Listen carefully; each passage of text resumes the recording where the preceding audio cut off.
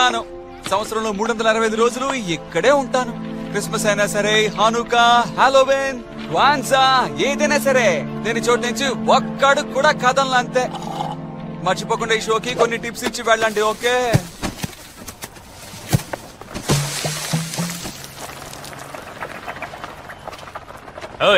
Zebra, ఏంటలా గుడ్ల పక్కకి చూస్తున్నావు? ఏమి లేదండి అయ్యా. సరే గాని ఈ చోటేంటో చెప్తావా? మ్యాన్ హ్యాటన్.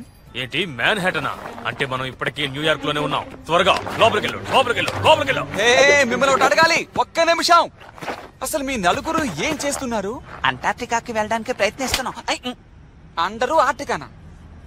నేను నీకో విషయం చెప్తాను, దాన్ని రహస్యంగా ఉంచుతావా? ఈ ఊళ్ళో ఎక్కడైనా పెంగ్విన్స్ స్వతంత్రంగా తిరగడం నువ్వు చూసావో? ఖచ్చితంగా చూసుండవు, ఎందుకంటే ఇది మా ప్రాంతం కాదు. మా జీవన విధానానికి వ్యతిరేకంగా జీవిస్తున్నాం. మా పెంగ్విన్స్ ఎప్పుడూ ఇలాంటి చోట ఉండకూడదు. అంటార్కిటికా సువిశాల భూభాగాలకి చేరుకోవాలని మేం ప్రయత్నాలు చేస్తున్నాం. అంటే మా అడవికి. ఏంటి అడవికా? మీరందరూ ఆ చోటుకి వెళ్ళగలరా? వినడానికే బాగుంది. ఒక నిమిషం, ఆ చోటు ఎక్కడుందో చెప్పండి. నువ్విప్పుడు ఏమీ చూడలేదు, అర్థమైందా? నేను చూసుకుంటాను. చూసింది ఎవరికి తెలియకుండా నేను చూసుకుంటాను. ఓకే? చివరిగా మరొకసారి మీ ముందుకు వచ్చినది న్యూయార్క్ సిటీకి చెందిన రాజు అలెక్స్ అనే మన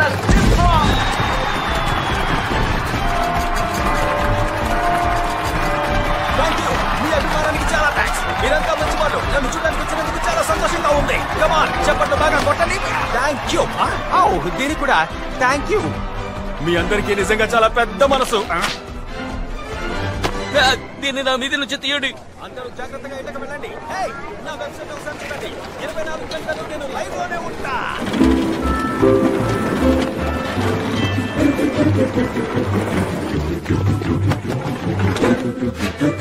లైఫ్ అంటే ఇలాగే ఉండాలి. అవును, అక్కడే. నేను ఇప్పుడు స్వర్గంలో ఉన్నాను.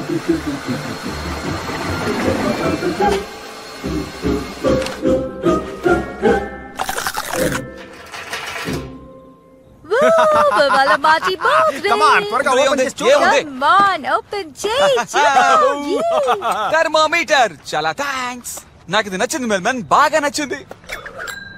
నేను నీకు ఏదో ఒకటి ఇచ్చి తీరాలి. అందువల్ల నేను ఏం చేయబోతున్నానంటే నా నోట్లో ఉన్న థర్మోమీటర్ ని ఇవ్వబోతున్నా. సరే, కేక్ ఇవ్వు. త్వరగా కేక్ ఇవ్వు మెల్మన్. పుట్టినరోజు శుభాకాంక్షలు మిత్రుడా. నిజానికి నువ్వేనా ధీరుడా, సూరుడా, ఈ జూకి లభించిన జీబ్రా? కానీ ఓకే కదా, మన శత్రువు.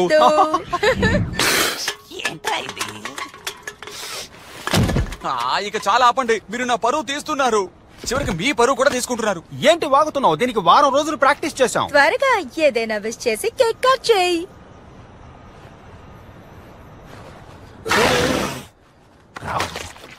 ఏం జరగాలని ఆశపడ్డావు? మీతో అసలు చెప్పను. పర్వాలేదు, చెప్పు. నేను చెప్పను. చెప్తే చెడు జరుగుతుంది. అయినా పర్లేదు, చెప్పమంటారా? ఓకే అంటే చెప్తాను, కానీ మీకేం కాకూడదు అనుకుంటే నేను అది చెప్పను. ఏమనుకున్నావో చెప్పు. చెప్పడం వల్ల చెడు జరిగిపోతుందా ఏంటి? సరే చెప్తాను.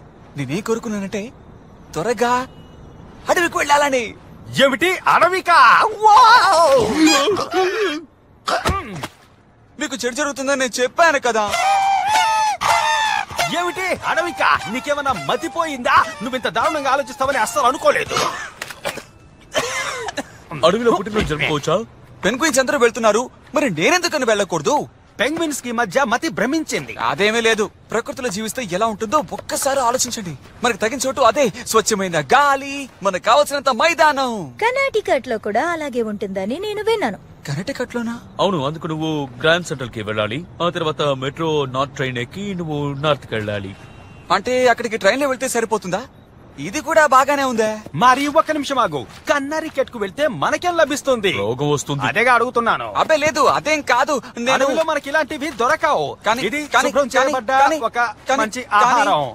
ఇలాంటివి అడవిలో మనకి దొరకవు. నువ్వు జీవితంలో ఆహారం మాత్రమే ముఖ్యమని అనుకుంటున్నావా అలెక్స్? తను చెప్పింది పెద్దగా పట్టించుకో. జూకి బయట ఉండే ఒక జీవితం గురించి మీకు అసలు తెలుసుకోవాలని కోరికగానే లేదా ఏంటి? చెప్పండి. ఇలా చూడు, ఇక్కడుండే జీవితం అక్కడ లభించదు, అంతే. వదిలే. నీ పెదాల మీద కొంచెం కేక్ అతుక్కొనుంది చూడు.